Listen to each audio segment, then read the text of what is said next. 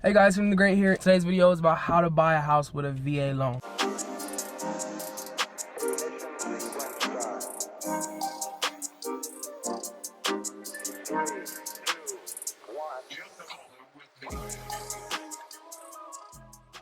First of all, the home that I bought was new construction, so I did buy it with a VA loan, but I didn't have to go through like a real estate agent or anything like that. So I'm going to explain to you guys the process of buying a brand new home with a VA loan. Some things are different, but a lot of things are still consistently the same. To start my process, all I had to do was I put down earnest money, pretty much like money that goes into an account for your house. I put money down pretty much saying like, okay, yo, when this house is done, it's gonna be mine. Other money I gave the builders was money for like additions and upgrades to the house and stuff like that. I'm in my house.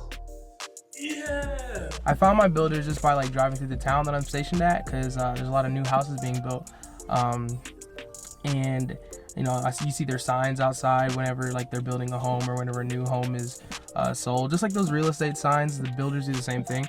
And I just called their number, looked on their website, and went through a couple of builders and then finally decided on one. I decided to buy a brand new home because out here where I'm at, I was looking to buy like, you know, a used home at first, but for a house that was maybe like 5 years old, it was costing me the same that it costed me to buy a brand new house. So I'm just like, man, I might as well get a brand new house. But the only downside is obviously that I had to wait for my house to get finished building, and the waiting game is like the worst part of the whole process. I ended up waiting like 10 months, like almost a year, for my house to get finished. I'm waiting 10 months for this house to be finished, and it is finally completed. I'm so excited, yo. I recently posted my moving out my apartment video, so you guys make sure you check that out. You know, all I could think about was moving into the house, so that was rough. I'm just over here like just staring at it, like it just looks so good. So before the 10-month period, whenever I first like got the house, I put my earnest money down.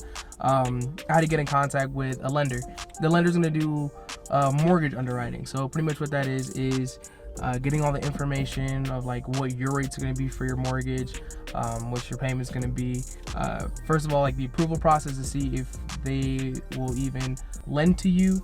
So during that 10-month period, I had to be really cautious of like, I couldn't open up like new credit accounts and stuff like that. After the approval process, if they agree, you know, that they're going to lend to you, then you have the time between then and closing, like whenever your house is done, however long that's going to be. For me, like I said, it was like a year. You had that time to make sure your finances are like even better than they were when you got approved for the loan, right? So your credit score obviously doesn't have to go up if you already got approved at the score that you're at, but it doesn't hurt to keep building your credit, because you know you're gonna get another little ding when your home loan actually goes onto your credit. You also want to save up as much money as possible, because even though when you use a VA loan, you do not have to pay 20% down payment of the cost of the house, which is like usually like the minimum like down payment that you make on like home loans.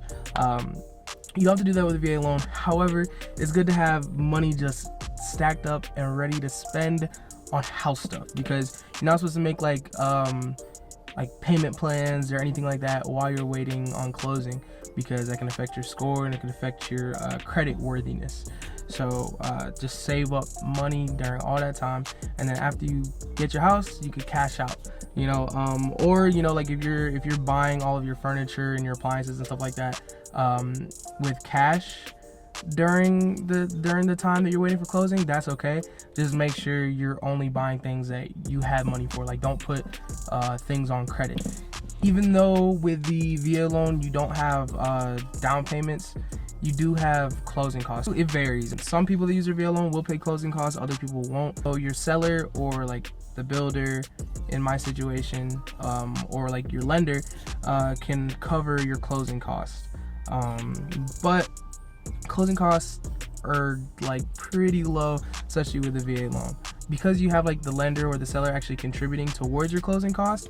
Then your closing costs are like significantly lower, and you know, even if they don't cover the whole thing, you're not going to be paying too much out of pocket. So as far as upfront costs go for buying a house with a VA loan, like it's perfect, because like VA loans are known for, you know, allowing eligible veterans or active duty members to purchase homes with zero money down.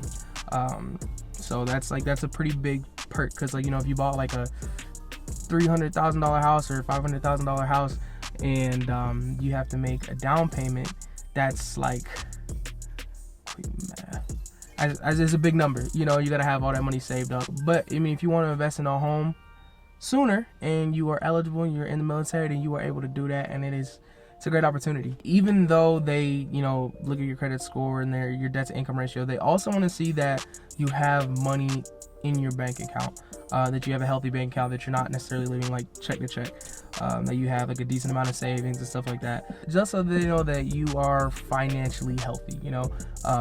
So you can cash out on furniture and stuff prior to, as long as you leave like a blanket amount of money in your bank account. However, if you don't have too much cash going on, I'd say save it. Just watch all that money add up, and then buy your furniture and all the other things for your house after actually closing on your home. During the time that I was waiting, I will go and check on the process of my house like every day. I'd come home from work, and on my way to my apartment, I would drive by the house and, you know, just see like how the process is going, and, you know, I'd walk through to make sure that, you know, the builders are doing a good job.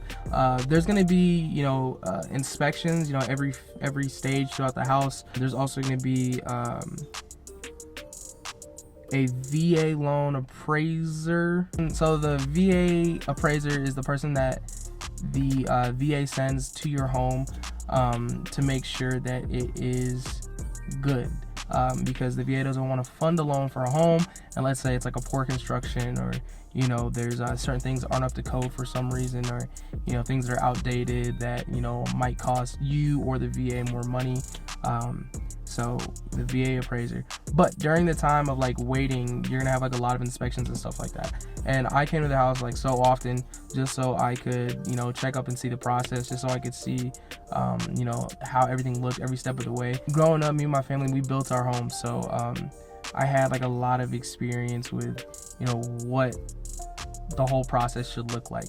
You know, what corners are being cut, what needs to be taken care of, how hard it's going to be to take care of it, all that kind of stuff. So I mean, even if you don't know about like building a house and the process, or, you know, or let's say you're just buying a home and you don't know about, you know, homes because it's your first home, just ask questions, point every single thing out, and, you know, get the answers, because you're making a huge investment.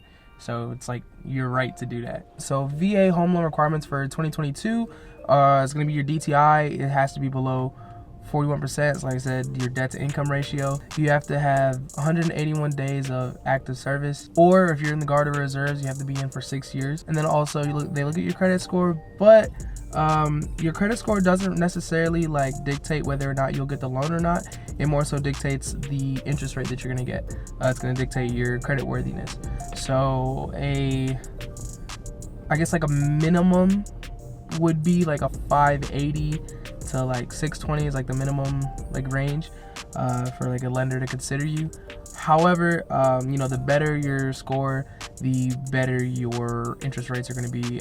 So if you can wait to buy a home until you have a like pretty good credit score, then I'd recommend doing that. So a VA loan is obviously a legitimate loan. However, not every lender does VA loans. So you're gonna have to look for VA loan lenders, but there is plenty of them out there. A lot of you know, banks that you're with, there's going to be like some small lenders in the town that you're purchasing your home in that you could also get a loan through.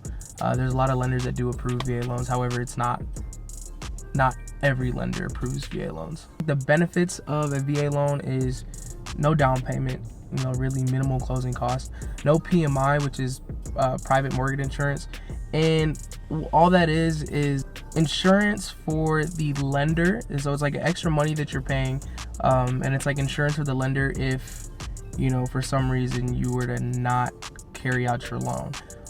Most loans that require less than 20% down on the home require PMI, but the cool thing about the VA loan is that they do not. So you're spending even less money while getting to make your investment. You can use your VA loan multiple times. So I've heard a lot of rumors even before I use mine saying that you can only use your VA loan once, and that is incorrect.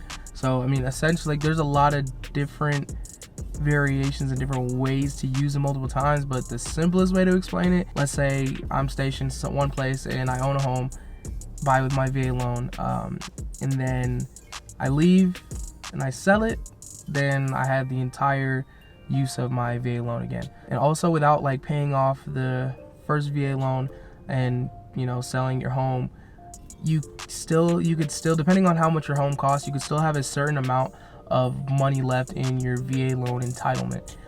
So what that means is that you could own one home on a VA loan and get another home, but you won't be financed with a VA loan for the full amount. You only be financed with the difference of what you have left over. So when you're getting a home built, you're gonna get like a 30-day notice, like before your house is finally completed. And in that 30-day period, you're gonna start setting up utilities, turning over utilities.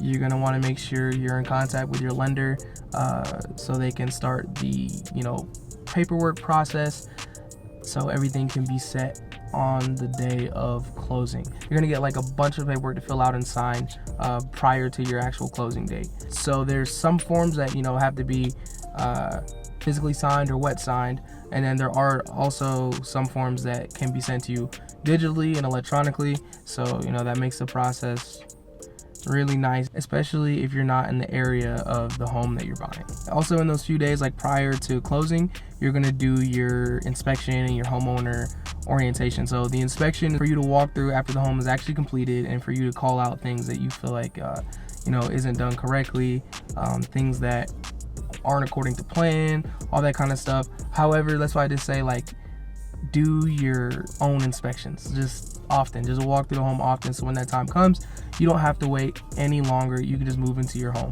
On the final like inspection and orientation, you're gonna walk through the home with the builder, and they're going to tell you about all of your main shutoffs, your light switches, your windows, everything. They're gonna give you all the information on your home.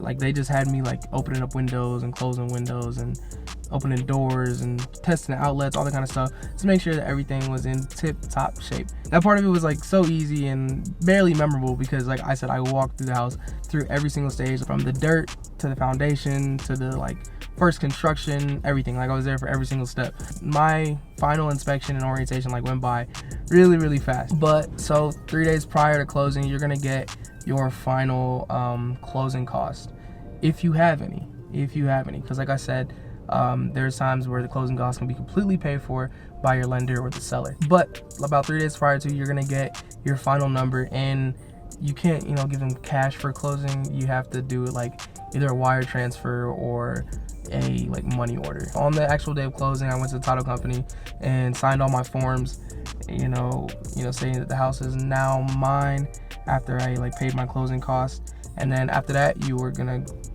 be handed your keys and you're home. I hope that video helped you guys out, gave you some information about buying a house. If you guys have any questions, just leave them down in the comments. I'll try my best to answer them, or hit me up on my social media. But until next time, guys, stay great.